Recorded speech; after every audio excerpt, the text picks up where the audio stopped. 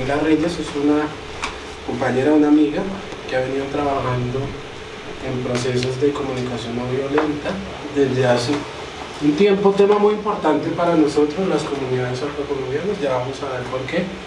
Por eso el interés de tener pues la charla del día de hoy, y pues más allá de la charla de estar en contacto con Camila y el grupo que ella representa en este momento, el cual ahorita nos va a hablar.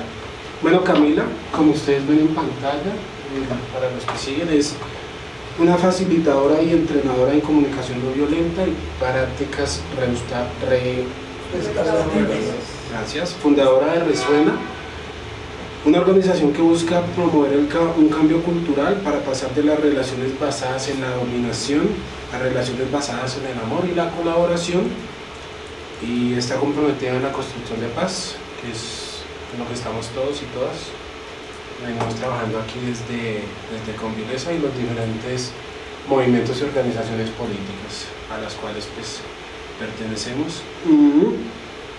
El fortalecimiento de la confianza y el apoyo mutuo entre los seres humanos. Eso es más o menos un poco de lo que es Camila. La primera parte de esta conversación o este taller, Camila nos va a hablar un poco de su experiencia, le vamos a hacer algunas preguntas para luego pasar a hacer un trabajo más interactivo, más didáctico. Entonces, bueno, Camila, muchísimas gracias por estar con nosotros, y pues como primera pregunta, y pues que haga su introducción, pero como primera pregunta... ¿Tú estás bien allá sentada? ¿Sí? Porque aquí de pronto está más calientico. Y hay unas sillitas. Acá está el mueble más calientico.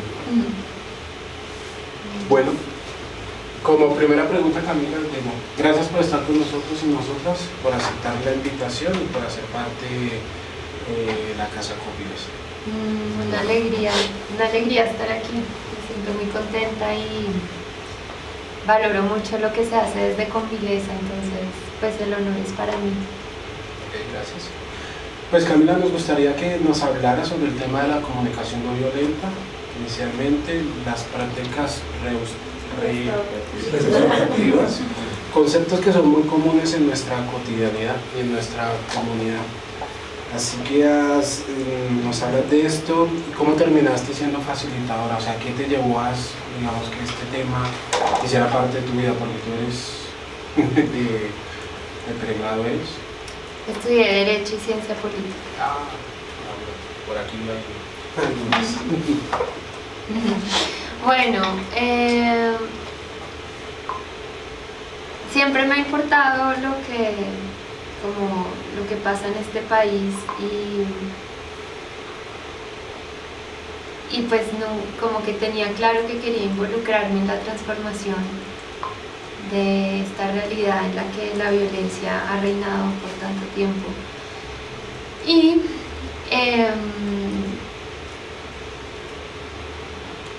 Cuando estaba estudiando empecé a trabajar en un programa que trabajaba con víctimas de minas antipersonal.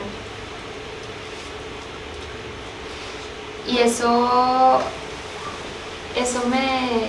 sí, podemos apagar esto. Sí, espera, chance, espera.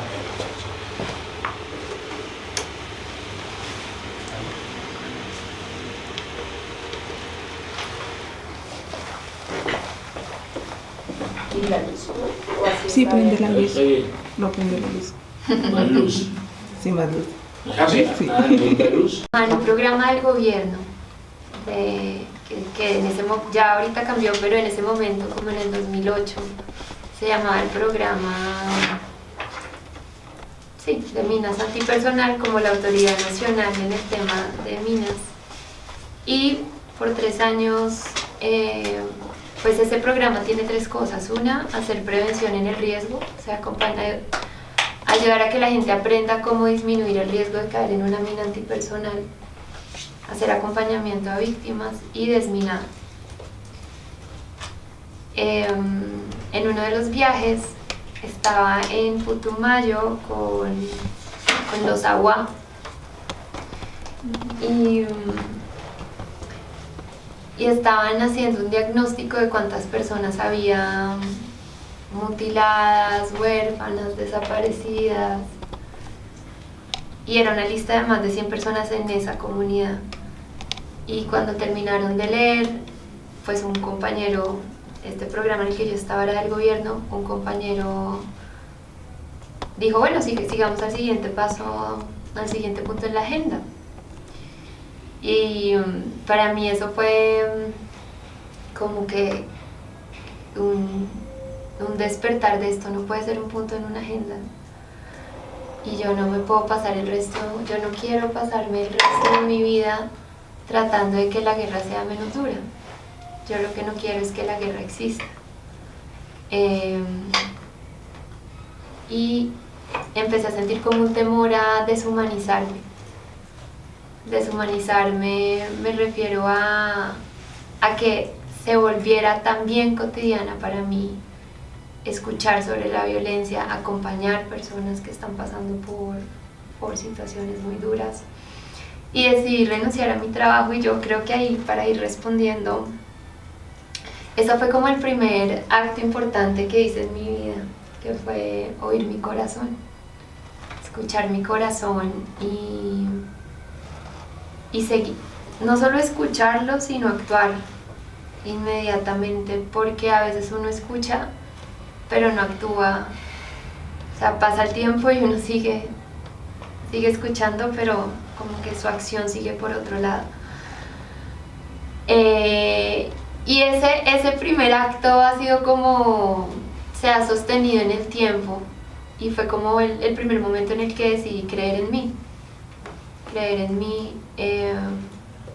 escuchando, dándole más importancia a lo que yo estaba sintiendo que a las circunstancias externas, de si me voy de este trabajo, bueno, ¿y qué voy a hacer para vivir? O ese tipo de cosas. Y ya, entonces ahí renuncié y me hice una pregunta. Eso también fue importante, Santi, las preguntas. Me hice una pregunta que fue: ¿cómo puedo activar mi poder interior y ponerlo al servicio de la construcción de paz en este país, pero desde un cambio radical, desde la raíz, como desde transformar las estructuras que permiten que la violencia siga existiendo? Y bueno, en ese camino yo no sabía que, ni siquiera sabía que existía el término no violencia en ese momento,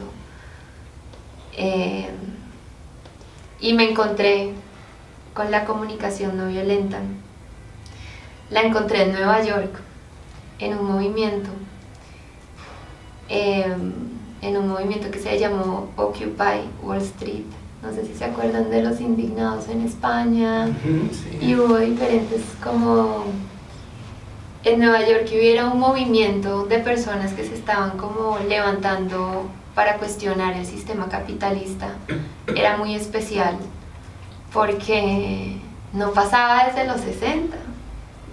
O sea, desde hacía mucho tiempo la gente ya había entrado como en el sistema, y que hubiera gente, y la gente que estaba protestando en ese momento era gente pues blanca, ciudadana, educada, o sea, los que se supone que tenían privilegio y que eran parte, también ellos sentían que el sistema ya no respondía a sus necesidades. Entonces no eran como los grupos históricamente excluidos en Nueva York, sino los que se suponía que sí estaban beneficiándose.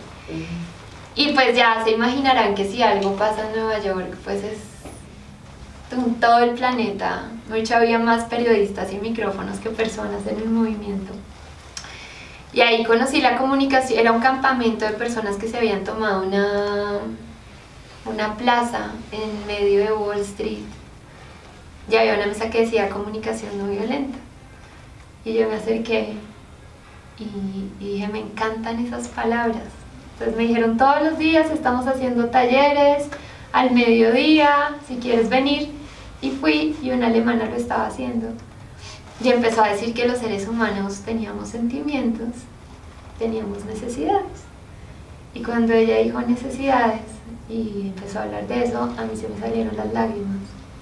Y dicen que cada vez que sale una lágrima es porque se ha tocado algo que es importante en el alma de un ser humano, como que las lágrimas son un símbolo de algo que es importante. Y se me salieron las lágrimas porque hasta ese momento yo había construido un personaje que quería ser como perfecto. Y ser perfecto o perfecta significaba que a mí nada me afectaba. Yo siempre estaba bien, nada me afecta, puedo con todo. Y cuando ella dice, los seres humanos tenemos necesidades, yo digo, esto es lo que yo he tenido toda mi vida. O sea, yo también, un poco fue como reconocer, yo también soy un ser humano vulnerable. También soy humana. De pronto aprendí a crear esa fortaleza para sobrevivir, pero llegó el momento en el que... Y ya, ahí empezaron una serie de sincronicidades. Por la magia para mí ha estado en oír el corazón, porque en el momento en el que yo empecé a escuchar, se empezó a abrir, empezó a cambiar mi vida. Y ahí empecé a averiguar, bueno, ¿quién más en esta ciudad hace comunicación no violenta? Y dije, quiero saber todo sobre la comunicación no violenta. Y empecé a descubrir, yo había estudiado Derecho y había estudiado Ciencia Política, pero empecé a descubrir algo que estaba más conectado con mi corazón, que fue esto. Porque esto, de lo que les voy a compartir un poquito ahorita, esto es algo más básico. Esto es anterior al derecho, esto es anterior como a todo lo que yo había visto, que es cómo nos tratamos, es cómo nos tratamos como seres humanos, es como un conocimiento que nos ayuda a recuperar esa capacidad de reconocernos y tratarnos con amor. Y eso es lo que a mí me interesa. Entonces, la comunicación no violenta, todo el foco de la comunicación no violenta está en el fortalecimiento de los vínculos. Lo que esto va a decir es que el poder se construye en el vínculo con el otro, con la otra. El poder surge, ahí sí, como de soy, porque somos, como de vincularnos. Y lo que esto dice es que entre más nos vinculemos, más capacidad vamos a tener de sobrevivir como especie. Entre más nos desvinculemos, más difícil va a ser nuestra sobrevivencia. Entonces, esta comunicación nos va a recordar como la importancia de recuperar la conexión con nosotros mismos y con el otro, con la otra. Y ya, desde ahí pasó algo muy chévere, que fue que confié y dije, quiero saber todo sobre esto. Y cuando estaba estudiando esto, yo decía, aquí tendrían que estar muchas personas de Colombia al lado mío, viendo que esto existe, como que era un llamado en mi corazón a tanta tristeza de ver lo que pasaba en este país y no saber qué hacer. Y de pronto encuentro algo que, ¡ting!, por aquí puede ser. Porque esto habla de la paz que depende de mí. Esta comunicación no violenta no habla de la paz que depende del Estado, ni de un grupo armado, ni de otra persona, sino ¿qué puedo hacer yo para transformar esto? Y a mí esto me da para transformar esta realidad de separación. Y a mí esto me da mucha esperanza, porque a mí me parece una utopía esperar que las cosas cambien anhelando que el otro sea el que se transforme. O sea, yo no sé por qué se nos ocurre que si nosotros no nos transformamos nosotras, el otro sí lo va a hacer. Entonces, esta es como un conocimiento que nos da herramientas para recuperar poder y ser el cambio que queremos ver afuera. Y por eso así se llamaba esta charla, que en tiempos de cambio por la vida, que es el lema de este gobierno, pues seguramente va a haber redistribución de bienes y servicios, va a haber nuevas políticas,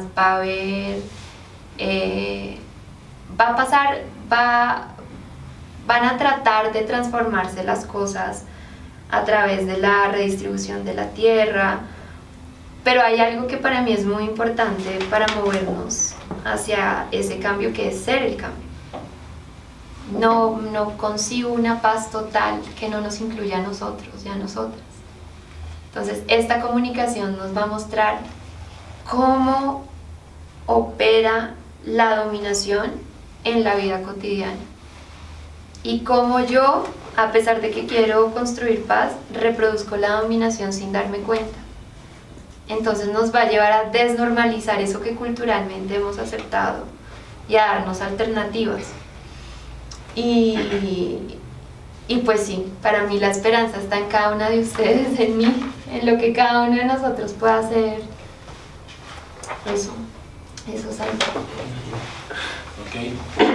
Ok.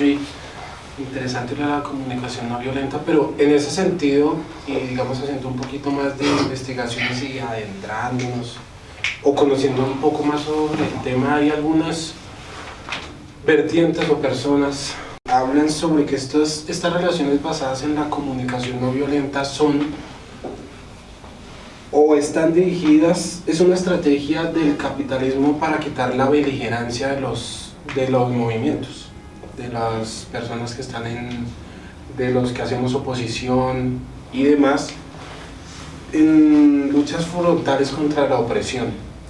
En ese sentido, el racismo, por ejemplo, es un ejemplo de esto. ¿Qué le podríamos decir a los y las personas que venimos trabajando en ese, pues como en esa lucha frontal de cambio, pues de cambio de sistema? Sí. Como el activismo antirracista y antipatriarcal con técnicas que sugieren la no violencia pues sigue siendo beligerante para un cambio. No sé Sí, si como si esto lo que puede hacer es como desactivar esa beligerancia y como retrasar esa posibilidad de cambio. Pues para mí sería importante que lo experimentaran por ustedes mismas y mismos, y yo lo veo distinto, porque lo que hace esta comunicación es proponer, bueno, en la forma en la que yo la enfoco, lo que esto nos dice es que sí es posible equilibrar diferencias de poder sin usar la dominación.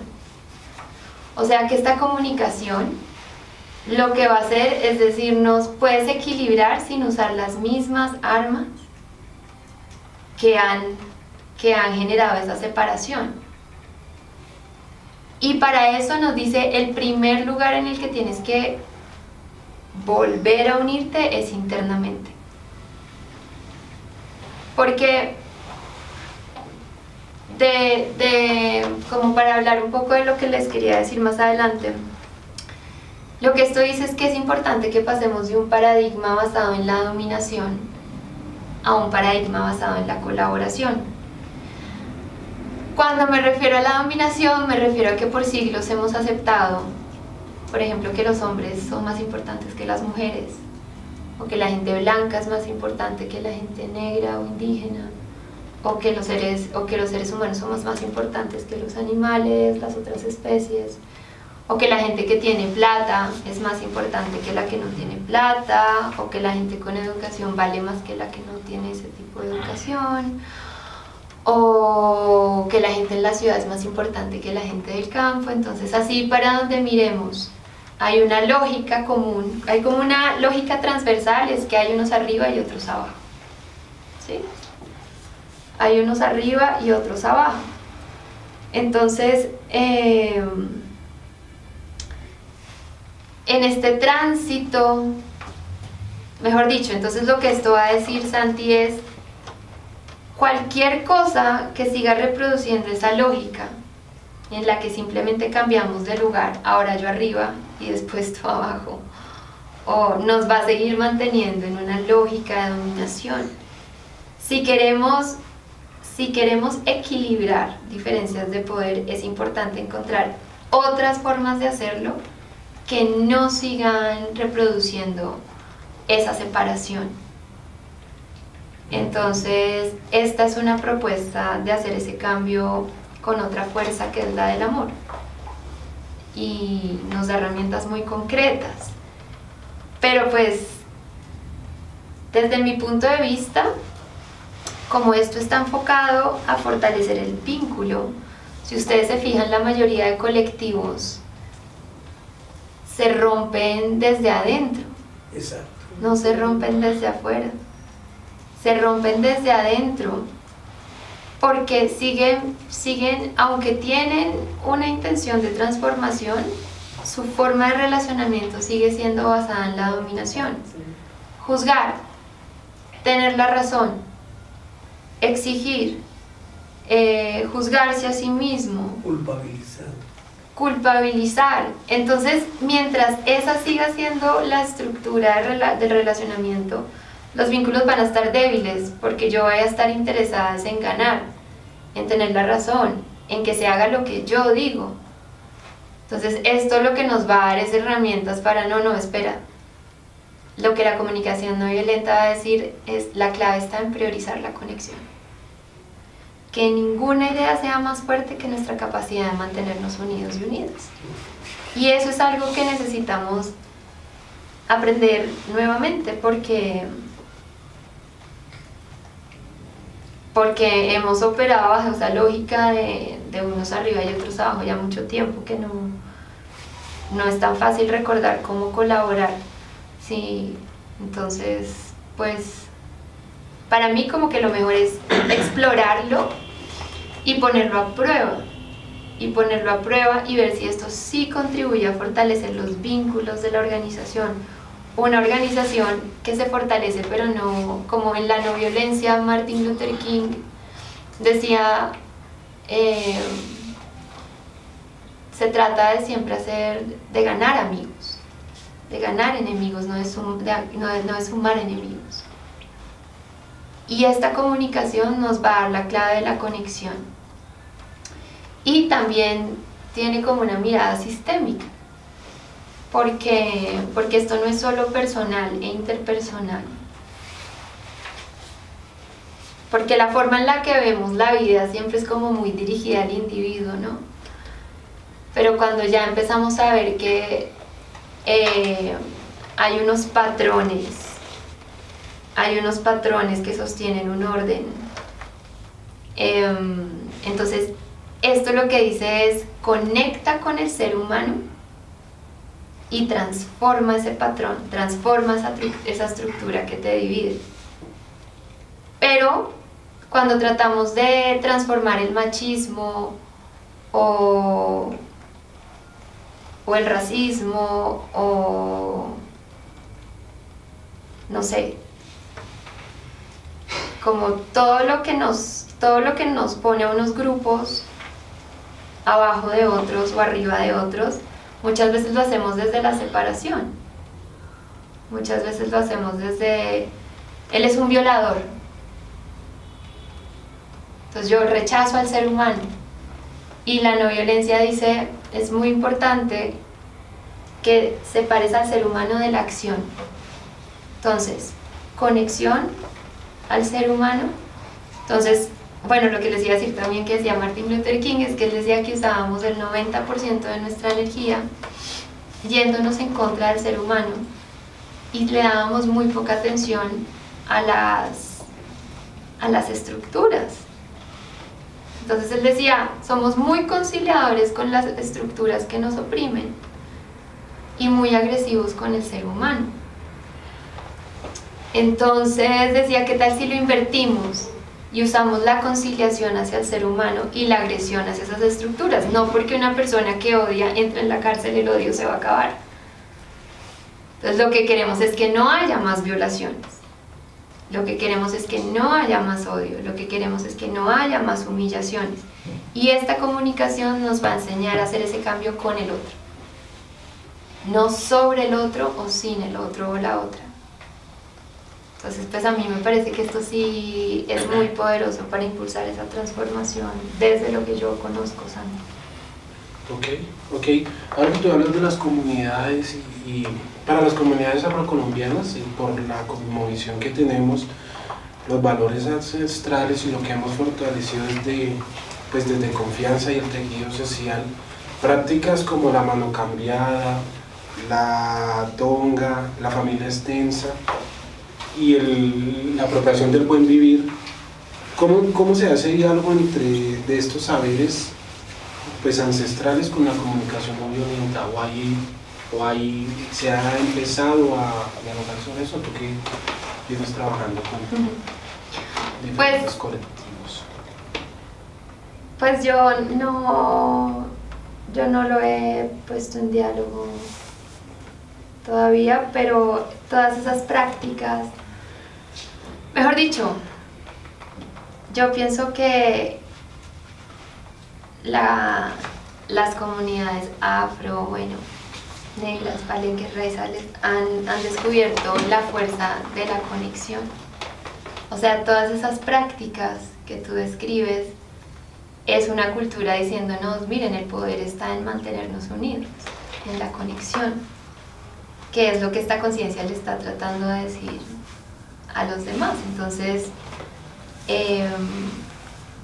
pues ustedes me lo dirán a mí, si esas prácticas lo que han hecho es fortalecerles y ayudarles a continuar y a ser cada vez más capaces de construir la vida que anhelan, o no, pero digamos que cuando yo le hablo de conexión a un grupo de personas blancas, pues no tienen tantos referentes de qué significa eso. No tienen, porque somos sociedades muy fragmentadas y el capitalismo nos ha hecho que somos seres individuales, quizá para maximizar las posibilidades de consumo. Pero todas estas prácticas que tú estás nombrando, Santi, yo creo que son simplemente ejemplos vivos de esto. Es como una sabiduría que ya está ahí. Lo que pasa es que esta comunicación, además, nos va a hablar no solo de lo que se puede hacer colectivamente, sino de lo que yo puedo hacer conmigo mismo, para que yo no salga a hacer una de esas actividades, mano cambiada, y llegue a mi casa y le pegue a mi esposo, o mande a mis hijos. Entonces, esta comunicación nos va a dar herramientas para que esto se sostenga de manera coherente y se integre a la vida en todas sus dimensiones. Pero pues sí, sería muy chévere ponerlo en diálogo. Este es como un paso esta noche para activar ese diálogo y ver cómo enriquecer los diferentes saberes, ¿no? Ok. Entonces, por último, para que pasemos al taller, me gustaría que hablaras un poco, que nos contaras qué resuena tu organización. ¿Qué resuena? ¿Cómo se crea y qué hace? Bueno, resuena, pues algo que fue muy importante para mí. Yo les dije, yo encontré la comunicación no violenta y dije, solo me quiero dedicar a esto. Y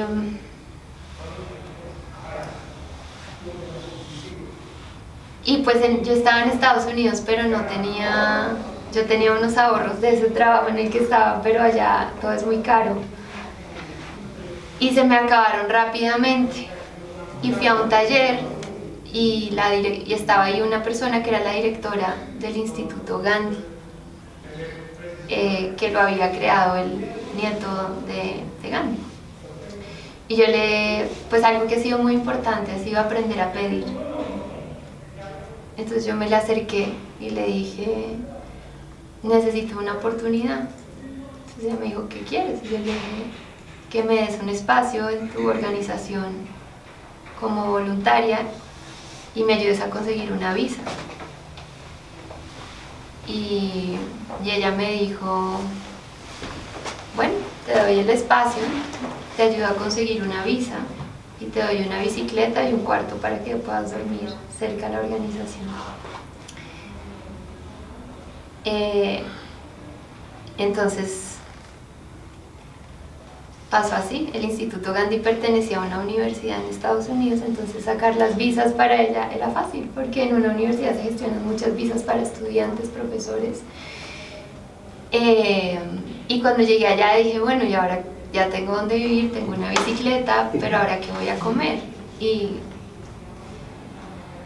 me acordé que había conocido a una señora en un taller de comunicación no violenta en ese momento en el que la descubrí, y se me vino su nombre a la cabeza, así como a ti se te vinieron unos nombres a la cabeza cuando llegaste. Y le escribí, y le dije, oye, nos conocimos en este taller, tengo un sueño, si me quieres apoyar avísame. Que esto podría decir yo que pues es un rasgo de privilegio, pedir. Cuando uno ha crecido con privilegio, pedir es algo que le cuesta menos, ¿sí? Y por eso esta comunicación no violenta nos va a enseñar a pedir, a aprender a pasar de exigir a pedir. Y yo le conté, ella me respondió, sí me acuerdo de ti, no sé qué, llámame. Y yo la llamé y le dije, pues tengo este sueño, ya tengo este cupo en esta organización, soy voluntaria. Entonces ella le daba la plata al Instituto Gandhi y a mí me la pasaban.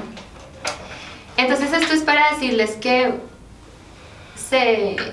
sin tener un trabajo por muchos años, logré ir aprendiendo lo que necesitaba aprender, hacer lo que quería hacer. Y cuando regresé a Colombia, en el 2015 dije, no, pues todo fluyó tanto, tuve todo este apoyo que pedí. Ahora cuando llegue a Colombia la gente va a estar como, o sea, esto es porque de verdad este país necesita esto. Y cuando llegué a Colombia, nadie preguntaba, nadie sabía nada de la comunicación no violenta, y nadie busca como en un puesto a alguien que sepa de comunicación, ¿no he dicho? Entonces me dediqué a hacer por 3 años cosas gratis. Hacía un boletín de noticias. Yo hago un boletín de noticias desde el 2009 y me pagan por hacer ese boletín de noticias una profesora. Y con eso dije, bueno, con eso me alcanza para comer y para... Pero entonces la clave para que Resuena exista hoy es que confié y dije, en este país no se ha abierto el camino para la comunicación no violenta, pero yo lo voy a abrir. O sea, no existe, pero yo le voy a dar mi presencia a que esto empiece a existir. Y la clave ha sido mantener el foco y persistir. Nunca busqué trabajo. Vivía con muy poquito en la casa de otras personas, pero siempre haciendo esto. Entonces, grupos de práctica, llegaban 3 personas, 4 personas, y pues yo creyendo en lo que hacía. A mí no me importa si hay 100 personas, si hay 5 personas, yo estoy comunicando algo que siento en el corazón. Otra cosa importante es que como mujer, a mí no me salía la voz al principio, como que yo decía, no, yo no voy a ser capaz de hacer un taller, y mi primer taller lo hice llorando, muy nerviosa, pero lo hice, el segundo lo hice temblando, pero lo hice, y hoy en día pues ya me siento súper tranquila. Y también como que me preparé mucho. Yo dije, yo quiero compartir esto cuando yo lo haya empezado a vivir, no antes. Entonces, como claves para que Resuena exista: haber creído más en mis sueños que en lo que la vida me ofrecía, escuchar mi corazón y hacerle caso inmediatamente, mantener el foco desde la confianza sin tratar de controlar lo que viene en el futuro. O sea, en vez de tratar de tener certeza de qué voy a hacer, cómo voy a pagar, confiar. Nunca me ha faltado nada. Y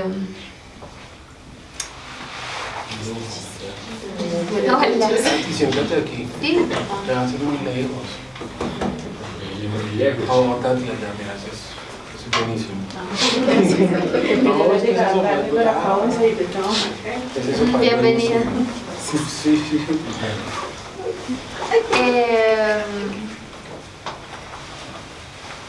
Y no dudar. Por más... O sea, una parte muy importante de mi camino ha sido aprender a confiar en mí. Aprender a confiar en mí, y eso me tomó porque yo decía, pero yo qué puedo aportar, yo qué sé. Es impresionante, o sea, la persona que yo era hace unos años y la persona en la que elegí convertirme es muy distinta. Entonces, pues lo digo porque acá hay varias mujeres, les estoy hablando a ustedes también, que a veces uno como que cree que no es capaz o lo intenta y bueno, no sé, es mi experiencia, pero esto se ha convertido en un canal para expresar mi voz y he tenido todo el apoyo que he necesitado, espiritual, material, para hacerlo. Hoy en día resuena. Entonces yo dije, bueno, yo no quiero ser Camila, la entrenadora de comunicación no violenta, sino quiero que haya algo que me trascienda, que pueda atraer muchas personas.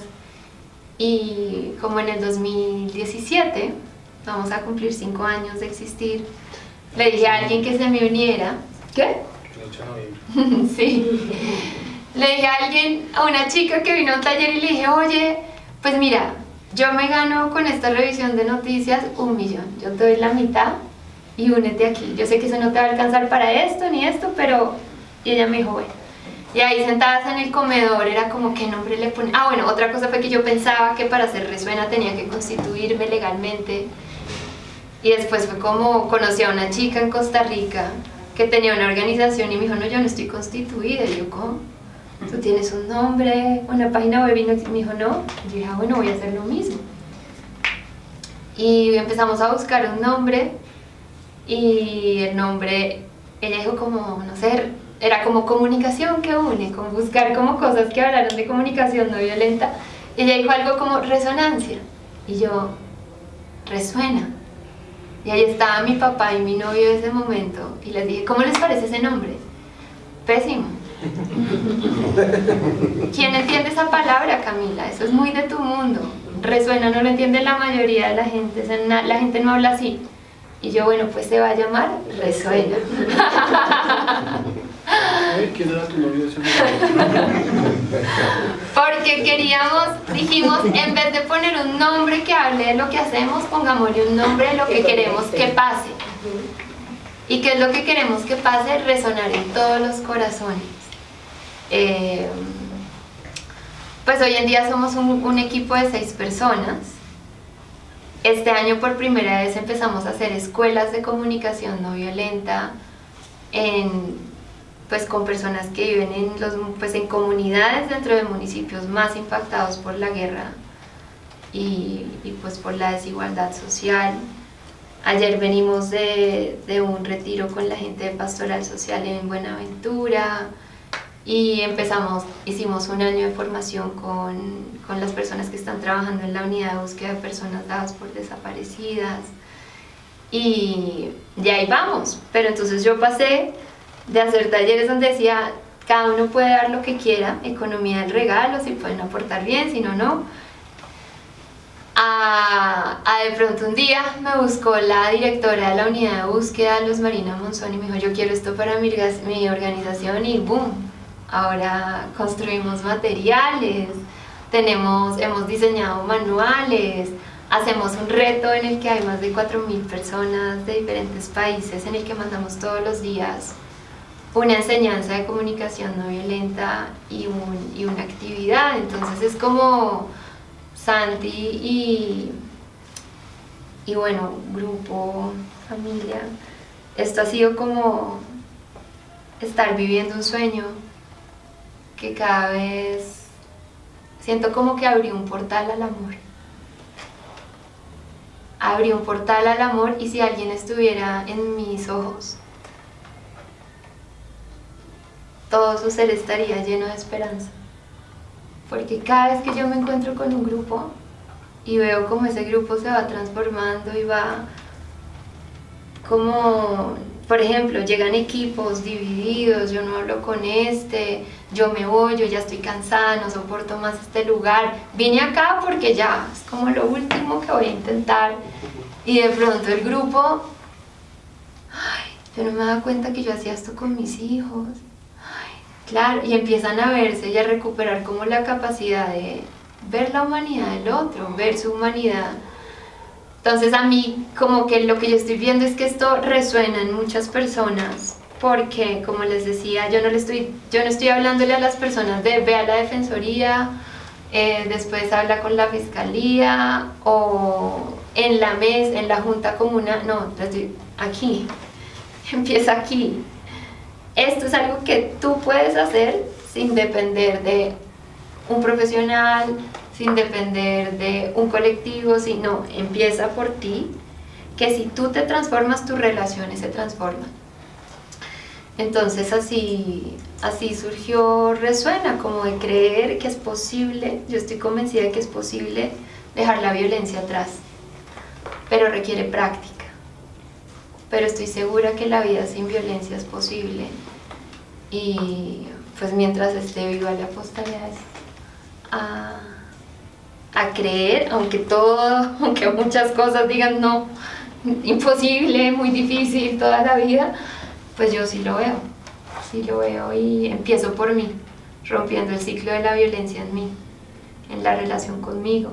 Si en algún momento me he despreciado, si en algún momento me he dicho que me toca hacer cosas, si en algún momento me he juzgado, y esos momentos pueden pasar varias veces al día. Entonces ahí es como alto, no hay más energía para mí, para irme en contra mía, ni irme en contra de nadie. Conmigo no hay cooperación con lo que nos divide, que es un poco lo que dice la no violencia, retirar la cooperación, desobedecer de todo eso que nos separa. Eso. Ok, muy interesante. Bueno, creo que varias personas quieren intervenir. Vamos a escuchar unas palabras de unas pequeñas intervenciones para pasar al taller, ¿sí? Vamos a hacer un taller. Entonces, las personas que quieran preguntar, tú te está grabado todo. Ok, sí, para que recopiles. Sí, porque me parece un tema sumamente importante, sumamente interesante. Aquí vamos a ver un pequeño clichet, vamos a contratarla. Vamos a hacer un trabajo un poco más profundo con Vilesa en este tema. Honestidad, belleza, duelo, reciprocidad, compañía, participación, creatividad, honestidad, refugio, juego, diversión, placer, orden, estructura, autonomía, elección, estimulación, ternura, participación, aire, salud, inspiración, agua, autenticidad, servicio, relación, conexión, aprendizaje, calidez, apreciación, vitalidad, ser visto, ser vista, amabilidad, afecto, cuidado, dignidad, igualdad, alimento, apoyo, estabilidad. Entonces lo que esto va a decir es, hay algo más sutil que nuestros rasgos físicos que nos hace humanos, que es que compartimos las mismas necesidades. Y yo sé que la palabra necesidad se usa de muchas maneras, pero en este contexto necesidad no es algo de lo que carezco, sino esto es lo que me hace humana. Entonces esto dice, aquí no hay nadie que sea más o menos humano. Aquí todos y todas necesitamos lo mismo, y yo no puedo decir qué pena, pero es que mi necesidad de respeto es más importante que la tuya, o que tu necesidad de aire es más importante que la mía, sino que esto va a decir, aquí todos somos humanos y necesitamos lo mismo. Otra cosa es que nos inventamos que, como tú eres blanco, tu necesidad de respeto importa más. Como tú eres hombre, tu necesidad de elección es más importante. Como tú tienes plata, tu necesidad de belleza es más importante. Eso ya es un invento. Que empezamos a decir que las necesidades de unos grupos son más importantes que las de otros. Pero lo que estoy diciendo, no, aquí todos somos igual de humanos y todo lo que hacemos es un intento de satisfacer una necesidad. No hay nada que no venga de un intento de atender una necesidad. Entonces, por ejemplo, Santi, ¿qué haces tú para tener libertad en tu vida? Para atender tu necesidad de libertad. Una cosa. Huir. Para tener libertad, conciencia. ¿Pero qué haces? Como algo que haga, una actividad que hagas en tu vida. Taller, madera. Entonces, trabajar la madera. ¿Tú qué haces para tener libertad en tu vida? Salgo a caminar, si quiero caminar, y si quiero dormir, duermo. Ok. Y danzas también. Bueno, maestro, sí, realmente bailo. Bailar. Con veas. Sí. Otra persona apaga el celular a las 9. Otra persona usa la bicicleta. Ya estoy en otro. Otra persona organiza un movimiento social, ¿sí? Entonces lo que esto dice es, tenemos las mismas necesidades, solo que cada persona tiene maneras distintas de atenderlas. De hecho, la diversidad cultural son diferentes estrategias de atender a la misma humanidad. Hay una necesidad de espiritualidad, entonces una forma fue el catolicismo, otra forma fueron los musulmanes, otra forma son, o sea, hay miles de formas de atender esa necesidad. Entonces esto nos va a decir, es muy importante diferenciar las necesidades de las estrategias. Las estrategias son todas las acciones que yo hago para atender necesidades. Voy a visitar a mi mamá porque tengo una necesidad de cercanía, de compañía, de afecto. Voy a un restaurante porque tengo una necesidad de alimento. Vengo acá porque tengo una necesidad de contribución, de comunidad, de compañía, ¿sí? Entonces, aprender a diferenciar esto va a ser muy importante porque lo que esto va a decir es que el conflicto nunca está al nivel de las necesidades. Esta es nuestra humanidad compartida. Yo nunca puedo estar contra ti. Somos igual de humanos. El conflicto está solo al nivel de las estrategias y surge. El conflicto es una crisis de imaginación que surge cuando no logro encontrar una estrategia que incluya mi necesidad y la tuya. Entonces yo tengo una necesidad de respeto y les grito. Seguramente ustedes no tienen conflicto con que yo tenga una necesidad de respeto. Pero mi estrategia no está incluyendo su necesidad de respeto. Entonces hay conflicto. Entonces esto lo que diría es que el conflicto es un indicador de que la necesidad de alguien se está quedando por fuera de esa estrategia. ¿Sí? Entonces, ¿ustedes creen que tener una pareja es una necesidad o una estrategia? Una estrategia es una estrategia. Para atender una necesidad ¿de qué? Muchas cosas. ¿Cuáles? El amor, el gozo, la conexión. Compañía, de apoyo. De intimidad, de comunicación, dependiendo de la persona. Pero si yo no tengo un novio, ¿voy a bloquear mis necesidades? No. Busco otra estrategia. Entonces lo que esto va a decir es, ninguna necesidad depende de una sola estrategia. La violencia empieza cuando yo creo que mi estrategia es la única y empiezo a imponerla. Cuando me apego a mi estrategia. Entonces, es que esto me gusta hacerlo más despacio, pero para terminar en esa respuesta es, la comunicación no violenta te va a decir, tú eres responsable de lo que sientes y de lo que necesitas. Si yo digo, es que, Henry, es que necesito que tú me escuches. ¿Qué es eso? ¿Una necesidad o una estrategia? Una estrategia. La necesidad. No, una estrategia para que él te escuche. No, pero es tu responsabilidad, como lo estás diciendo, ¿no? Entonces, la necesidad, ser escuchada. Las necesidades dependen de mí, son mi humanidad.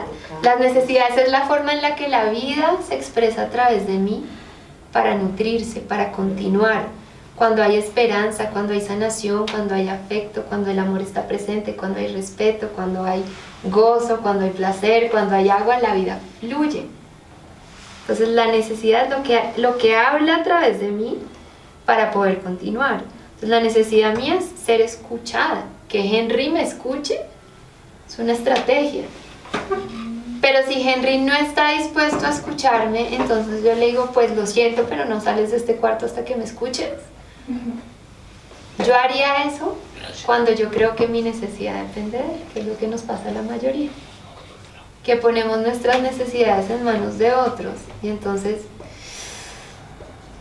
le entregamos nuestro poder al otro. Le entregamos nuestro poder al otro.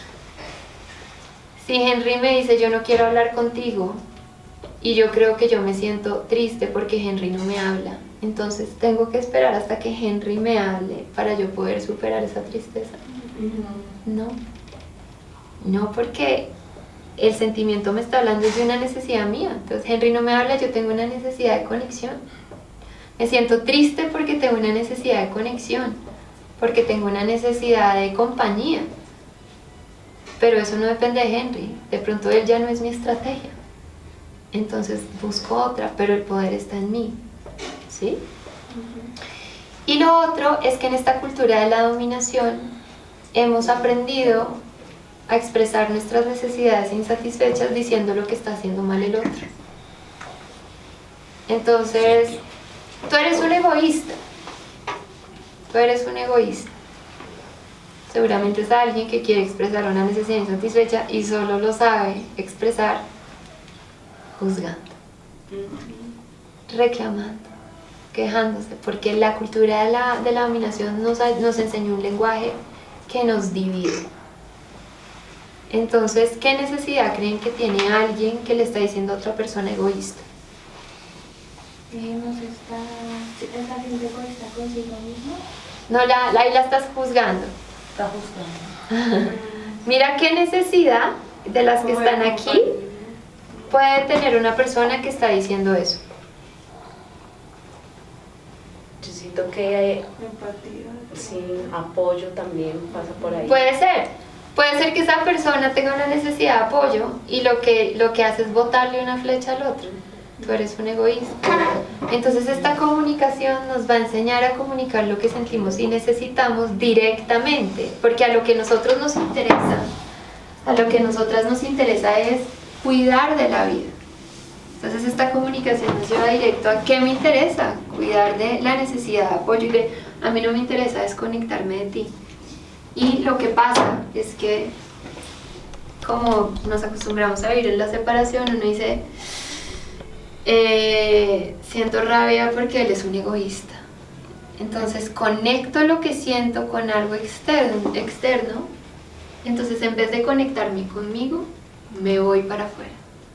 Me voy para el estímulo y me engancho. Si alguien le dice a su hijo, es que tú eres un inútil que no sirve para nada. Entonces la comunicación no violenta es decir pilas. Cada vez que alguien está haciendo un juicio, una exigencia, una queja, está tratando de expresar una necesidad, pero lo hace humillándote. No sabe cómo. Su estrategia es una estrategia de separación. Por eso el conflicto está al nivel de las estrategias. Entonces, ¿qué puede estar necesitando alguien que dice tú eres un inútil que no sirve para nada? Frustración. Apoyo. Puede estar sintiendo frustración porque tiene una necesidad de apoyo. Ayuda. Apoyo, sí. Entonces, esta comunicación lo que va a hacer es ayudarnos siempre. Entonces ahí sí voy a usar el tablero.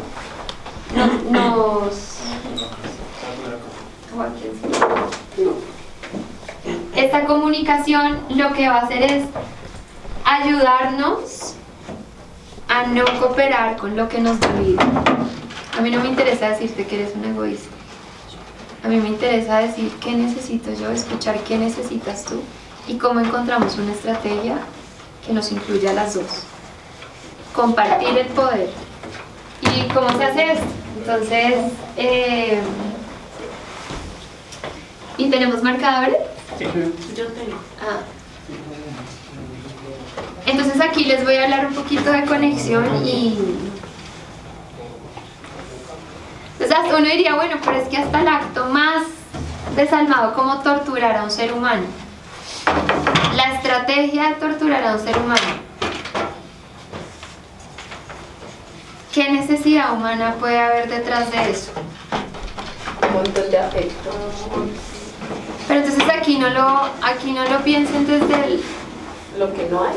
el prejuicio. O sea, por ejemplo, si un niño tiene el cuarto desordenado y le preguntan a la mamá qué necesidad tiene él, ella va a decir, pues de orden. Pero no, esa no es la necesidad de él. La de él, esa es la de ella. La de él es de libertad, de espacio, de autonomía. Entonces, cuando piensen en la necesidad del otro, es como tratar de...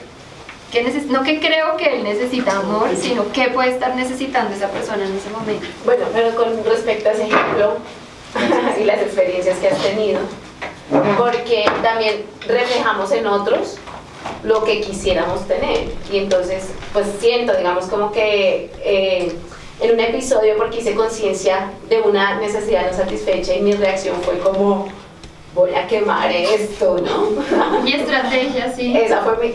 no, pero en el pensamiento, o sea, no lo hice, pero ya andaba ya.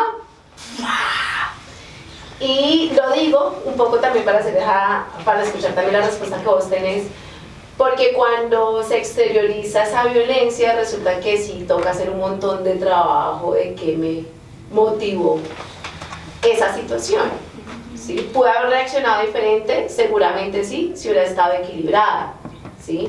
Pero como no estaba equilibrada, mi reacción fue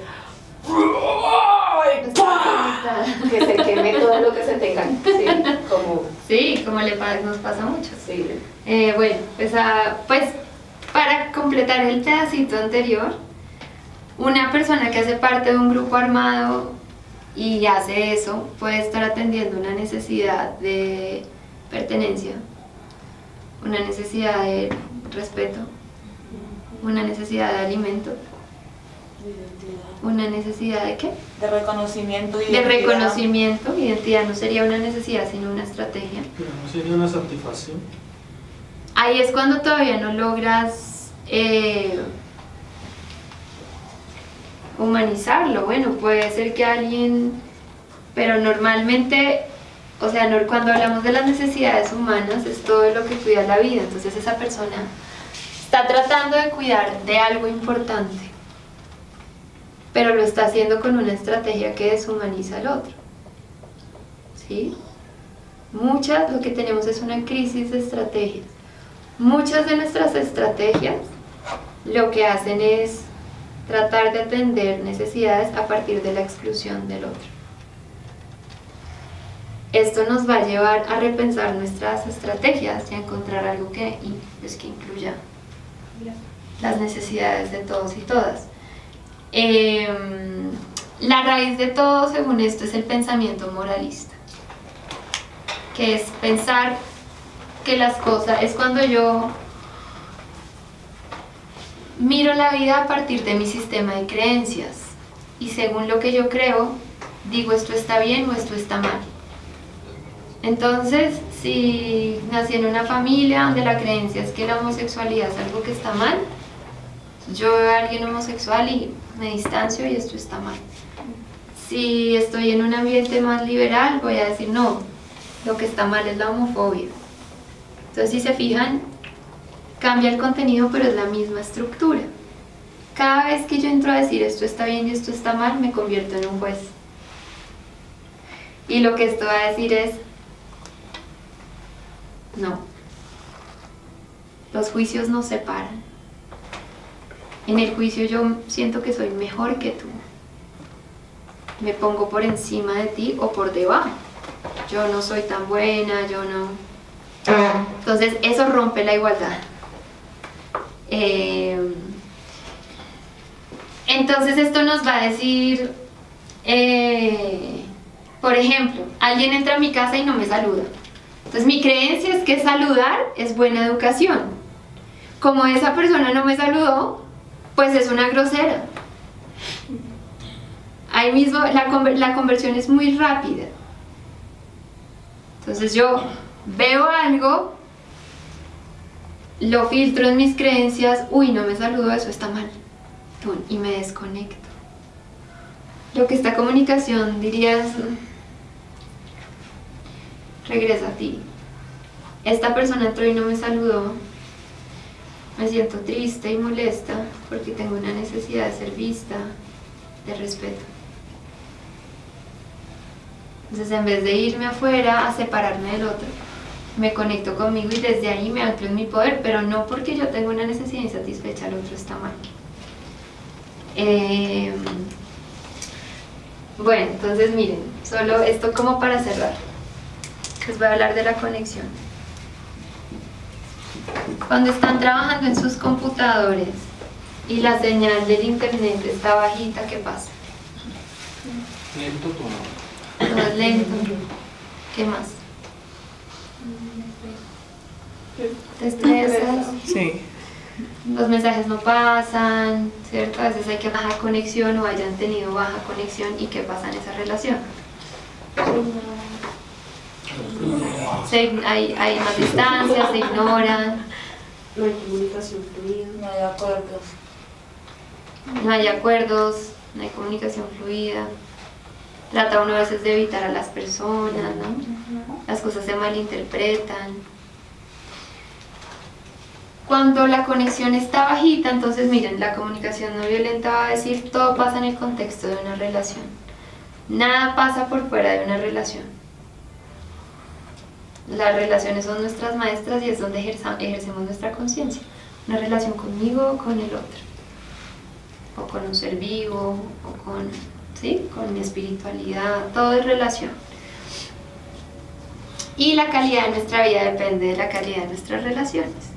Si la relación con mis colegas está mal, la calidad de mi vida baja. Si la relación con mi hijo, con mi esposo está mal, o con mi vecino, la calidad de mi vida baja. Y esto va a decir que sin conexión no puede haber comunicación. Entonces, si se fijan, cuando la conexión está bajita en una relación, hay menos comunicación, ¿cierto? Cuando la conexión está bajita, ese es el lugar en el que yo estoy a la defensiva. Estoy protegiéndome del otro, la persona llega y yo cambio, o me voy por otra calle, ¿sí? Ahora, ¿qué piensen cuando la conexión está alta y están en el computador? ¿Qué pasa? Rapidito todo. Todo fluye. Y ahora piensen en una relación en la que tengan alta conexión. ¿Qué pasa ahí? Comunicación constante, alegría, Hay comunicación, alegría. Ajá. acuerdos. ¿Qué más? Piensen en una relación real con alguien concreto. Hasta se quiere construir. Se construye, Crear, se planea. Hay equilibrio, Se cercanía. construye. Se viaja. Hay confianza, Confianza. alegría. Entonces, ahí cuando la conexión está alta, es ese lugar en el que yo puedo ser. Y la otra persona puede ser conmigo. No estoy pensando en cómo me veo, en qué digo, sino que Hay bienestar. hay libertad, Hay bienestar. hay o sea, bienestar. Entonces, la comunicación no violenta lo que nos va a decir, nos va a dar herramientas para elevar esto. Porque sin esto no hay comunicación. Entonces piensen en una mesa entre el gobierno y los manifestantes del paro cívico en Buenaventura, que está ahorita. Si no hay conexión, no importa que se diga de un lado y del otro, no se van a escuchar. No se van a escuchar. Piensen entre dos culturas que están tratando de comunicarse. Si no hay conexión, no se van a entender. Porque la comunicación no es hablar. Para que haya comunicación se necesita, el espíritu de la comunicación siempre es humanizarnos. Y por eso siempre es en diálogo. Nunca va a ser un ejercicio de dominación. Eso es un monólogo. Entonces, para que haya un diálogo se necesita apertura de lado y lado. Apertura de lado y lado. Conexión. Piensen si ustedes están tratando de hablarle a su hijo, de explicarle algo, de educarlo, y él está así.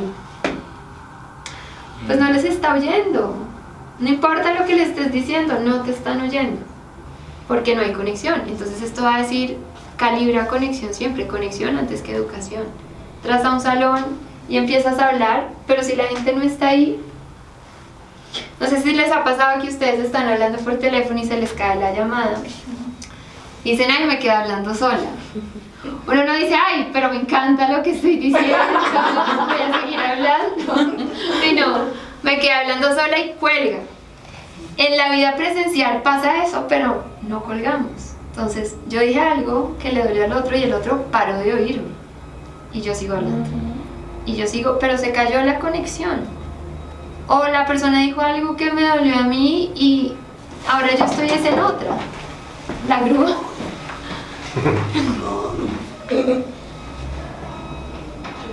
La basura. Camila. Entonces, termino este pedacito y ya. Entonces, conexión antes que educación. Conexión antes que tener la razón. Conexión antes que solución. Primero establezco el vínculo, primero juntos y juntas, y después el resto. Porque cualquier cosa que intentemos desde un lugar de separación, va a ser difícil que haya comunicación. Sí. ¿Quién iba a hablar? Ah, sí. O sea, yo tenía una pregunta, bueno, no sé si es una pregunta, pero pasa mucho que tú conoces a una persona de entrada y dices, no, yo con esa persona no conecté, o sea, y como que siempre hay una indisposición de ambas personas. Dicen, no, es que yo la conocí y desde que la miré, o sea, no pegamos y no me cae y no me cae. Entonces, a veces dice, bueno, entonces ahí, ¿cómo es? Porque ni siquiera tengo la oportunidad de entrar a, siquiera intentar una relación, ¿no? Y lo otro es que también me pasa mucho que a veces con personas que son parte de mi familia, o sea, estamos, no nos vemos 6 meses, pero cuando compartimos, coincidimos en un mismo espacio, eso es, o sea, todos los días, o sea, como que por cualquier cosa estamos como que siempre chocando, ¿no? Entonces dice, o sea, yo mirando, escuchando, dice, miércoles, o sea, ¿qué tanto hay de mí en eso que no ha podido ser? Que uno a veces por desconocimiento, uno siempre lo está esperando del otro, ¿no? Entonces ahí, un mensaje muy poderoso que a mí me parece que trae esta conciencia es que le dice a este país, miren, necesitamos parar de construir conexión a partir de simpatía y necesitamos empezar a crear conexión a partir de empatía. ¿Qué significa esto? Que la forma en la que aprendimos a construir la conexión es a partir de crear identidades. Entonces me conecto más con la gente de mi clase, me conecto más con la gente de mi color de piel, me conecto más con la gente de mi ideología política, me conecto más con la gente de mi equipo de fútbol. Y muchas veces construimos esa conexión deshumanizando al otro. Entonces los hombres conectan burlándose de los maricas. La gente que tiene un pensamiento político conecta diciendo el otro es un cerdo, es un facho. Sí, decía yo antes.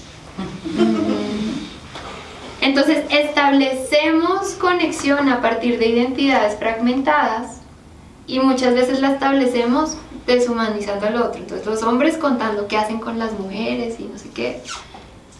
Entonces esto dice, no, por favor, que la conexión no dependa de las identidades.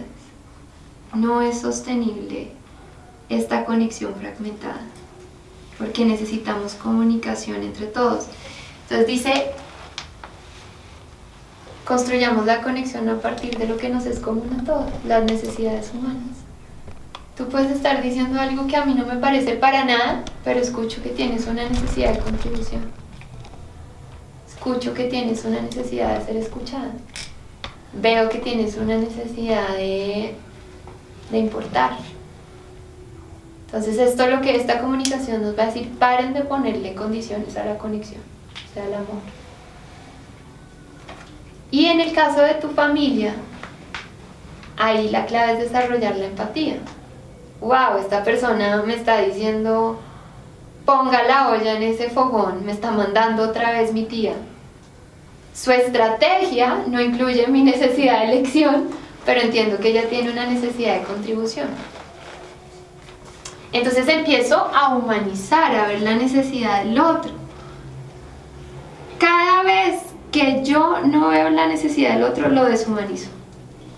Y el primer paso hacia la violencia es deshumanizarlo. Entonces un hombre dice, pues nada, esto es consciente. Tiene una estrategia que es ir y entrar en el cuerpo de una mujer sin contar con ella. Lo que hemos llamado violación. Él probablemente está atendiendo una necesidad de pronto de conexión, de pronto de intimidad, de afecto. Pero su estrategia no se da cuenta que no está incluyendo las necesidades de ella de respeto, de dignidad, de cuidado, de amor, de protección, pero seguramente porque él no la ve. Él ve es un instrumento, él ve es un cuerpo. Entonces, esta es una comunicación que nos lleva a ir más allá del cuerpo. No somos cuerpos. Entonces, lo primero que esto dice es, mira, si no puedes ver al otro, si no puedes humanizarlo y ver que tiene necesidades como tú, seguramente lo vas a seguir instrumentalizando. Vas a creer que está a tu servicio. Entonces, ahí es donde esto entra a un nivel más macro a decir, hemos priorizado las necesidades de unos grupos y el resto de los grupos están al servicio